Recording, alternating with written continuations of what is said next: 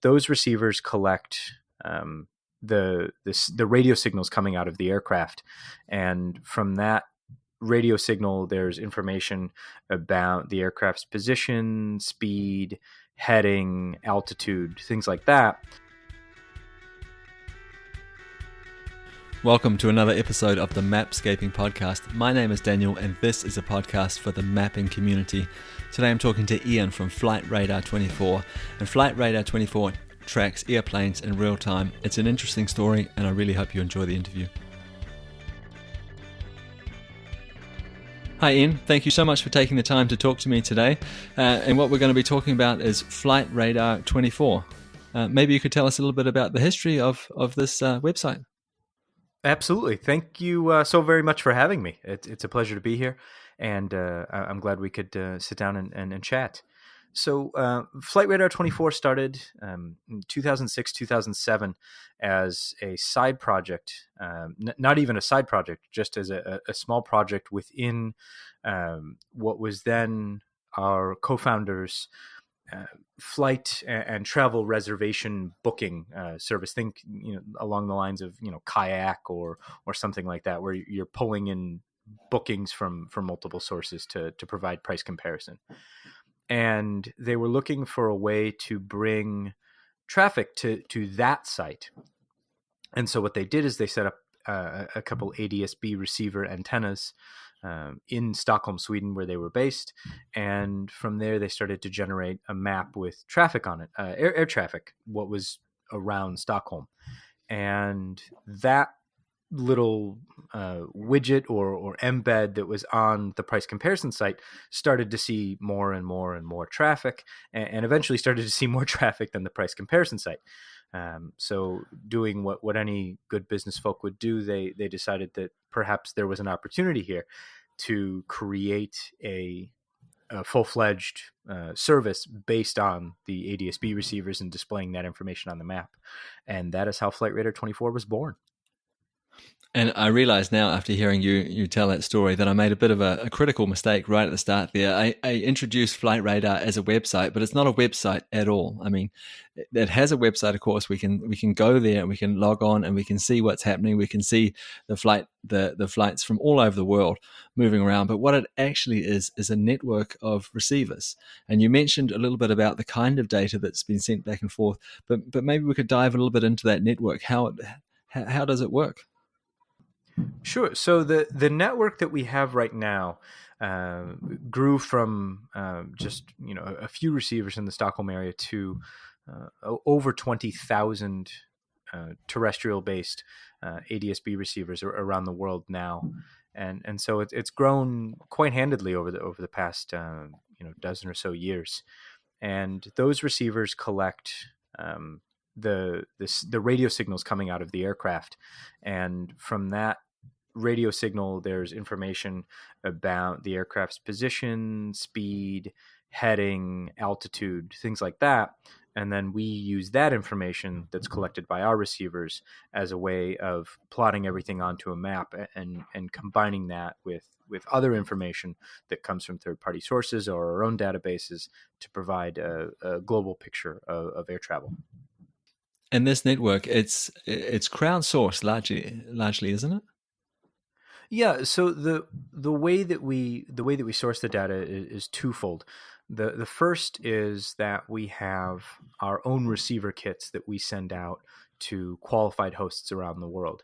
And when I say qualified hosts, I mean folks who are in a very good geographic position, but also have the ability to set up the antenna in a good location such that coverage is good near an airport or on top of a mountain or something like that, where the coverage of that specific receiver is going to be very beneficial.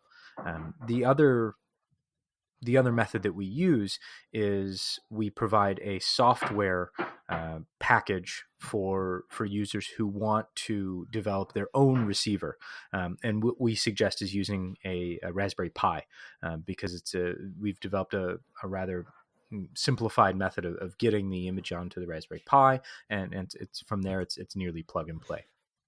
Okay, so we've got this huge network. We've got 20,000 receivers, possibly more, out there in the world creating this network.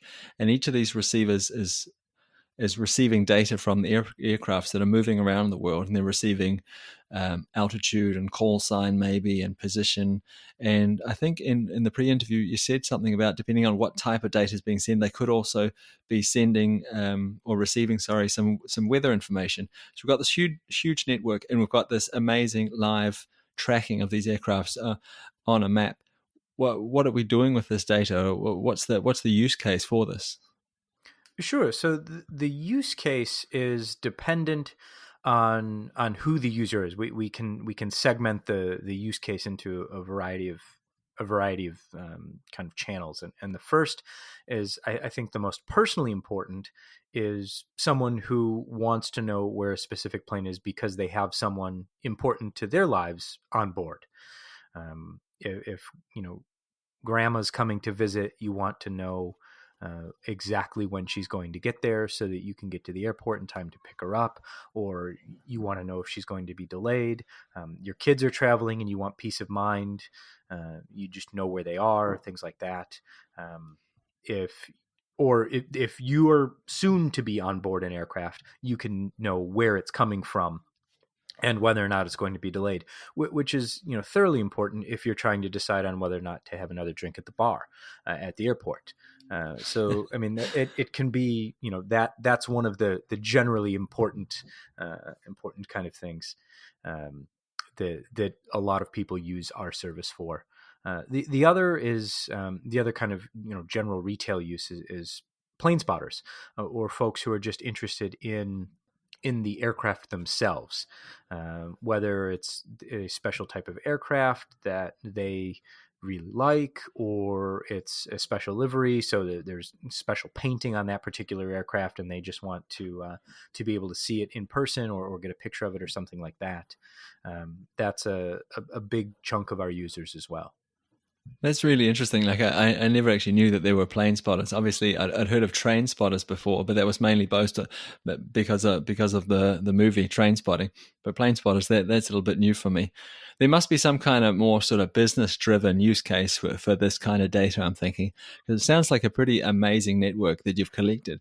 And when you log on to Flight Radar 24 or go to the website, it's pretty impressive to see all these planes moving around the world. And I'm assuming if they're all sort of sending out real-time information saying, I am here, my name is, I am traveling at this direction, and maybe a little bit about at this altitude perhaps, and about the weather in some cases, that must build an amazing database over time.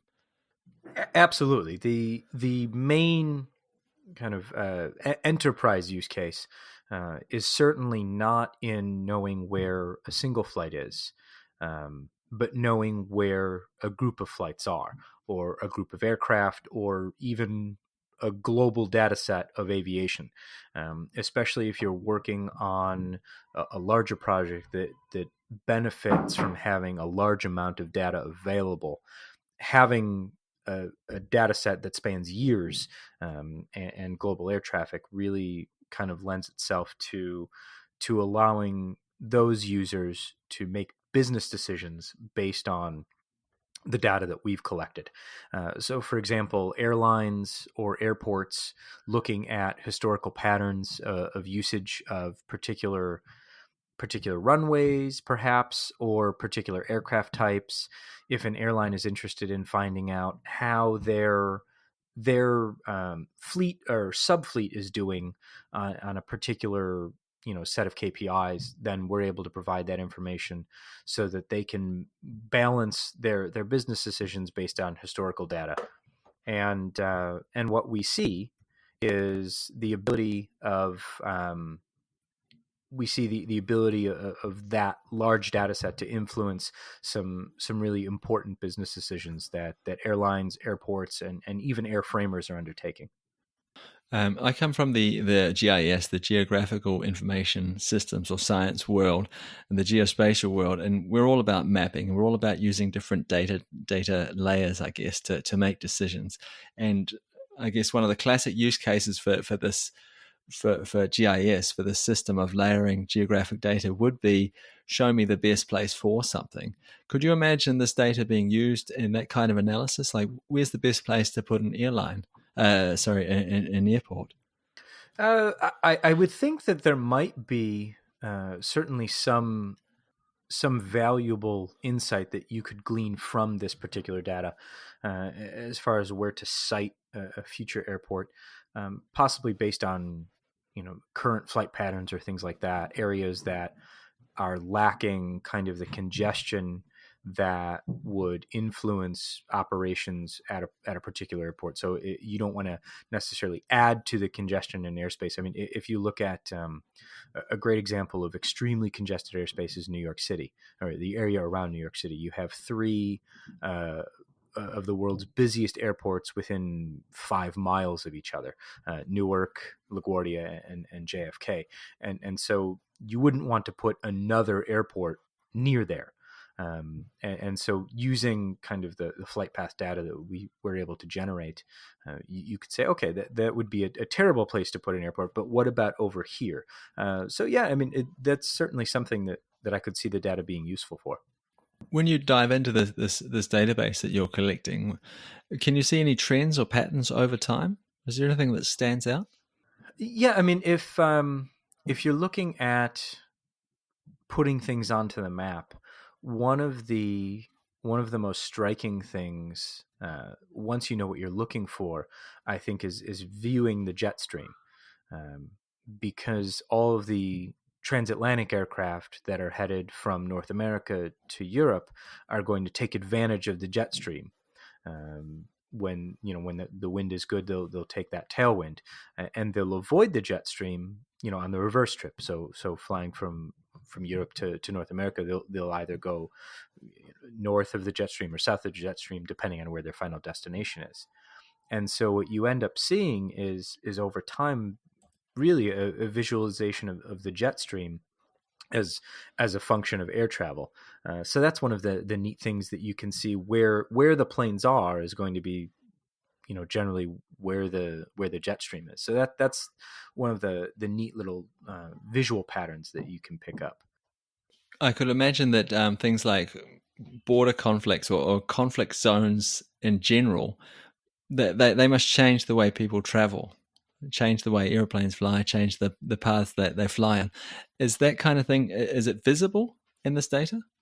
Absolutely. Absolutely. Yeah. And the I would say the most striking example of kind of conflict zone avoidance at the moment is the most recent change in the India, Pakistan, Afghanistan corridor, where a recent kind of increase in tensions between India and Pakistan Pakistan closed its airspace, and so flights that would normally fly to Southeast Asia from Europe and transit Afghanistan, Pakistan, and India are now flying around. So Iran and then through Oman airspace into India. So you see kind of this. It's almost like somebody stepped on the planes to push them south. So you see kind of a levering action where the routes are moving south. Over the past few years, the most striking example would probably be Eastern Ukraine, where you see very few flights there, but flights immediately along the border in Russia, along the eastern border of Ukraine in Russia, and then as well as the western half of Ukraine. Syria is another one where there aren't a lot of, there's not a lot of traffic and not a lot of airlines willing to fly over Syria or allowed to, for that matter. And then the reopening of Iraqi airspace to commercial traffic after a good number of years, I believe in 2017, shifted things back from Iran had become a very heavily trafficked corridor, and now that the Iraqi airspace is open, you see a thinning there. So you can see kind of a new 2-lane highway open up as flights traverse north and south. When you talk about this, it seems really obvious. I mean, of course, planes would deviate and take another flight path, to avoid these zones. That makes perfect sense. But it's not something you experience or think too much about as a passenger. You just sit on the plane and assume you're going to end up, at the final destination unharmed.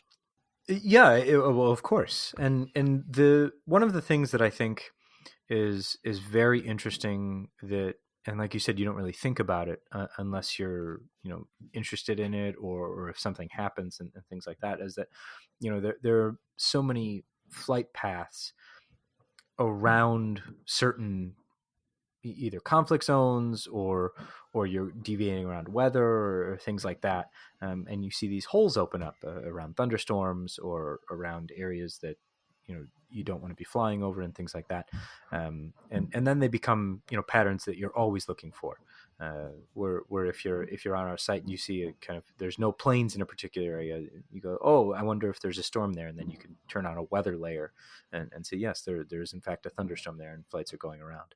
That brings me actually to another question. We talked earlier about that you integrate this flight data, flight paths with other kinds of data. So weather is one of those data sets. Do you use any other kind of data sets? Yeah. So the information that comes from the aircraft is just about that particular craft, and is just the location data, and associated kind of data points of speed, heading, and things like that. But to provide a really useful service, what we need to do is tell folks what that aircraft is, and whose aircraft it is, and where it's going, where it's coming from. So all of that information comes from either our own database of aircraft and airports and things like that, or third-party databases that provide the scheduling information and associated information as far as that goes, so that you can combine that information with the information of where the aircraft is to provide a more holistic picture. Absolutely. That sounds like a good approach, and it sounds like a useful thing to be doing, combining data, especially of those data types. When you look out into the future, if we look at 5 years out for Flight Radar, where do you see the service? Where do you see the network as well? I think the big thing is, our focus has been for the last number of years, and continues to be, global coverage, and tracking every flight that we can possibly track.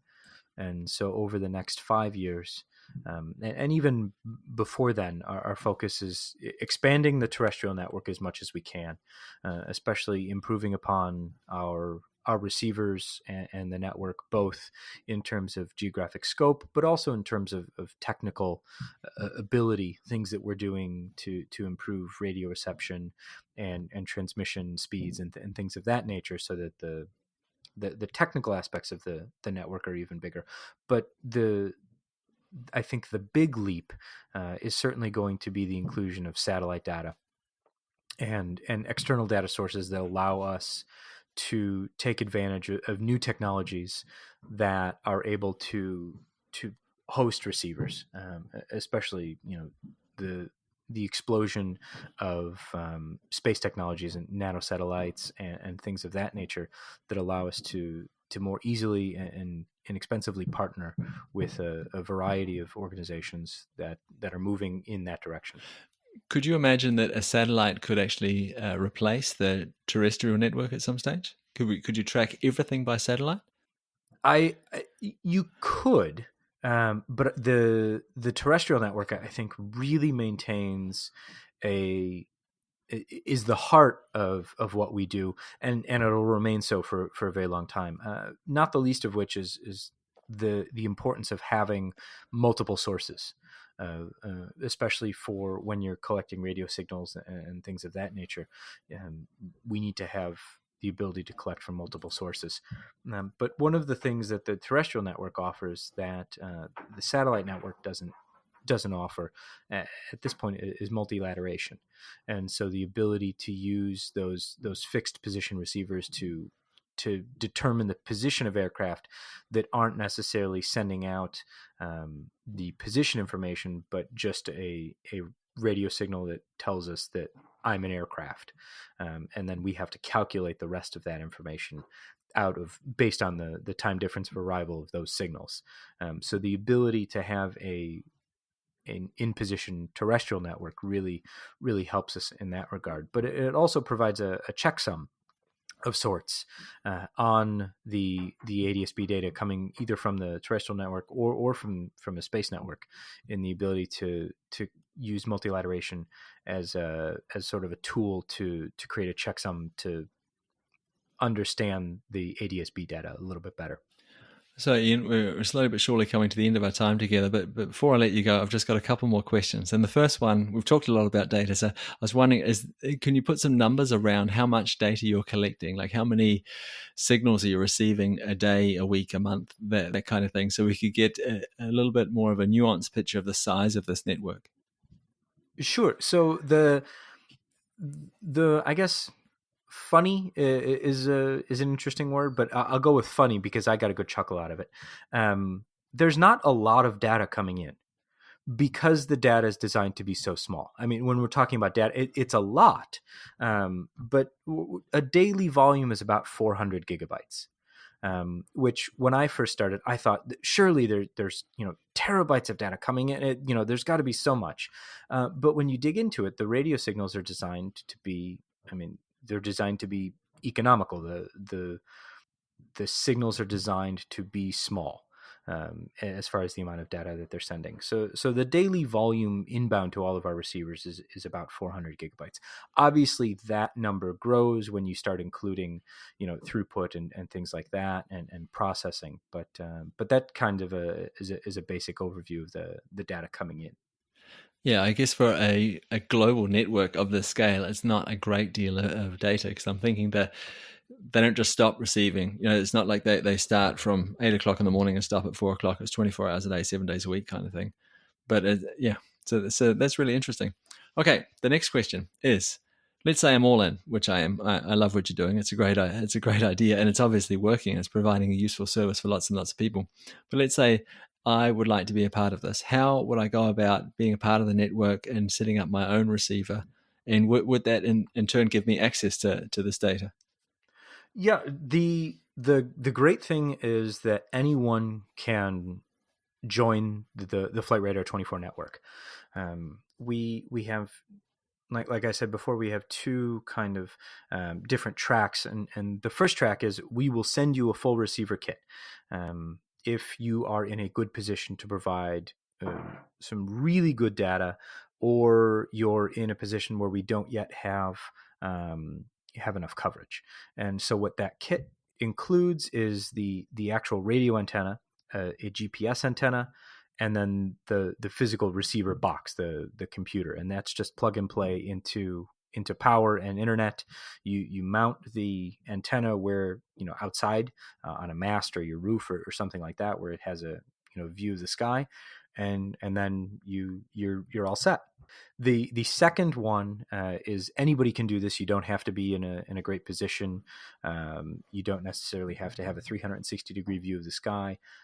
If you're just interested in radio signals or aircraft tracking or anything like that, you can get a Raspberry Pi, head to our website, and then click on Add Coverage. And we walk through all of the steps that you need to go from I bought a Raspberry Pi to I'm now feeding data into the Flight Radar 24 network, and both of those